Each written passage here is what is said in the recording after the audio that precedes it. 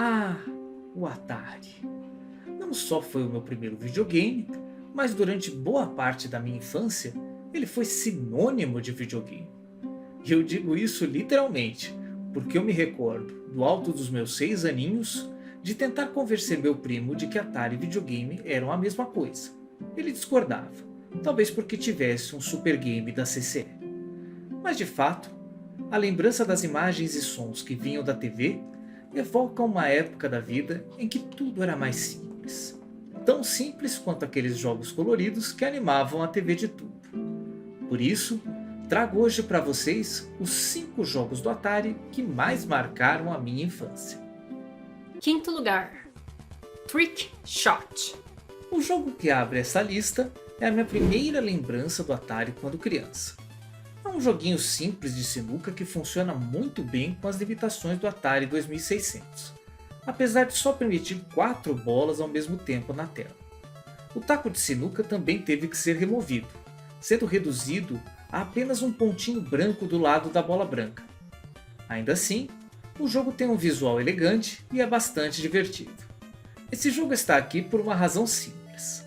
Eu consigo lembrar dos meus pais jogando animadamente Trick Shot quando eu tinha uns 4 anos. É sério, eles pegaram o Atari para eles e me deixaram de lado enquanto se divertiam como crianças. E olha que meu pai sempre odiou tecnologia. Tinha raiva de computadores porque achavam que eles iriam eliminar empregos, o que de fato acabou acontecendo anos depois, infelizmente. Mas naquele dia, ele baixou a guarda e tentou se tornar um Rui Chapéu dos pixels. Prova de que nos anos 80, o Atari encantava até quem não gostava de videogame. Quarto lugar, Jungle Hunt. Esse é um jogo que eu sempre acreditei que fosse do Tarzan, por causa dos inúmeros cipós que aparecem logo na primeira fase. Foi só quando eu fui pesquisar para fazer esse vídeo que eu descobri a verdadeira história dele. No jogo, a sua esposa foi sequestrada por uma tribo de canibais selvagens e está prestes a virar almoço, a menos que você vá resgatá-la em meio à selva desconhecida. Esse cartucho eu ganhei lá pelos idos de 1987 e ele veio a um momento bastante peculiar da minha vida. Neste período, minha família não estava morando em casa. O apartamento onde vivíamos estava em reforma e nesse meio tempo fomos morar na casa da tia que ficava na mesma rua. E é claro que eu não poderia deixar de levar comigo um dos meus brinquedos favoritos. O Atari foi instalado na televisão da cozinha e eu me virava como podia para jogar.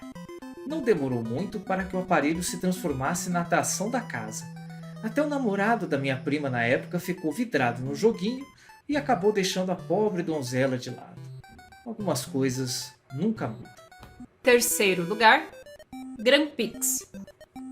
Outro grande jogo que marcou a minha infância por 2 motivos. Além de ter gráficos avançados para a época, o cartucho desse jogo só funcionava quando queria. E olha que eu assoprava bastante. Quando o jogo pegava, era uma festa. Mas depois de certo tempo, passou a ser um milagre cada vez mais difícil de ser alcançado. Mas não duvide de uma criança e sua criatividade. Depois de algum tempo, eu descobri que se usasse o peso da porta do quarto, que era em formato de um coelho, e colocasse em cima do slot do cartucho, os contatos ficavam mais firmes e as chances do jogo funcionar aumentavam. Colocar o coelho sobre o cartucho passou então a ser um ritual do jogo. Só que o enchimento do coelho era feito de areia, para que ele tivesse o peso suficiente para segurar a porta do quarto durante dias ventosos. Lentamente, a areia começou a escoar para dentro do videogame, até que um belo dia ele parou de funcionar e teve que ir para assistência técnica.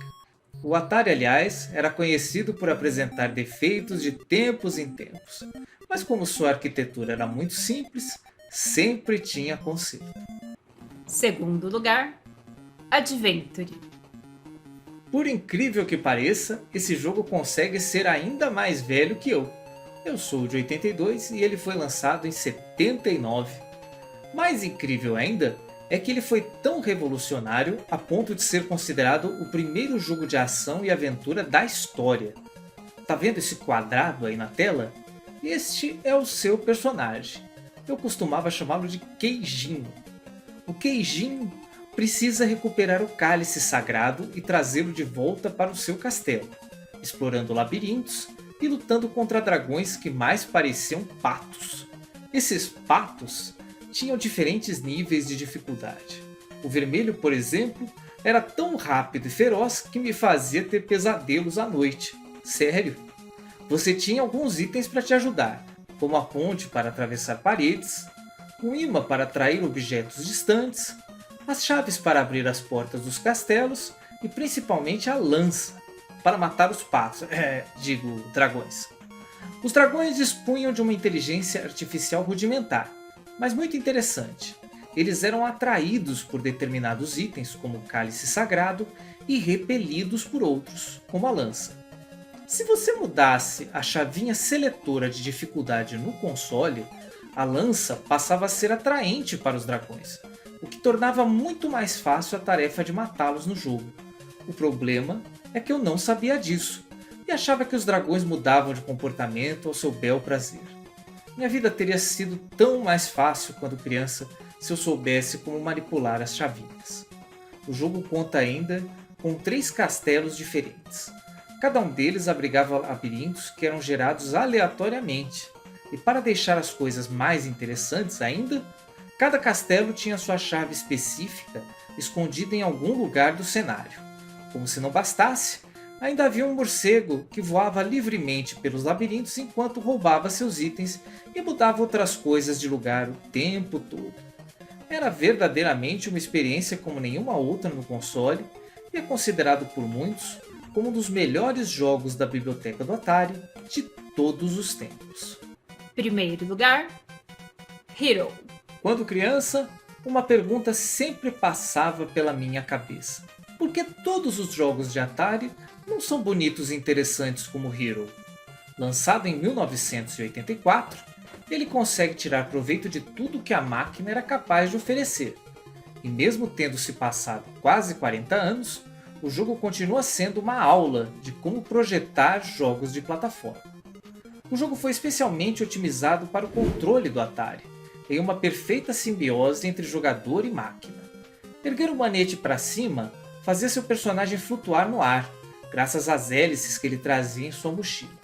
Ao pressionar o controle para baixo, era possível jogar dinamites, muito úteis para vencer obstáculos. O botão de tiro, não há muito o que se dizer sobre ele, não? Na verdade, o verdadeiro milagre do jogo era conseguir concentrar tantas funções diferentes em um controle dotado de apenas um botão. Jogando em emuladores, eu nunca conseguia repetir minhas pontuações de criança, justamente por ter sido um jogo projetado para o joystick do Atari.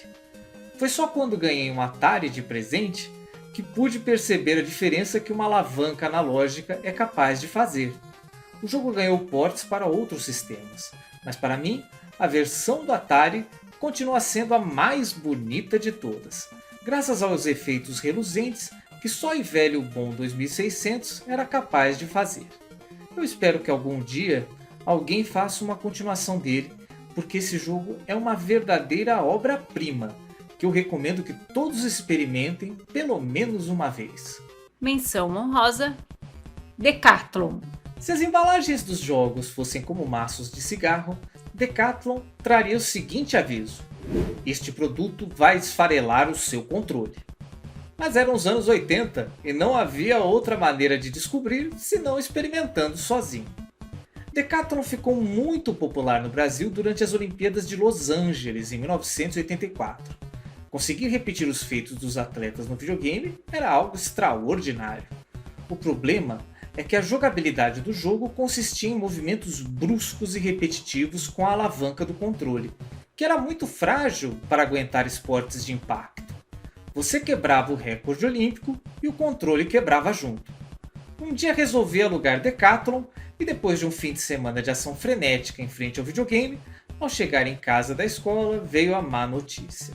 A alavanca do controle parecia um galho retorcido. Havia um misto de sentimentos de culpa por ter sido tão agressivo com o joystick e de raiva pelo Atari ter um controle tão frágil. Recentemente, ao comprar um controle da marca Retrobit, resolvi submetê-lo ao teste definitivo. Comecei uma partida de Decathlon e ele não aguentou 1 minuto de ação.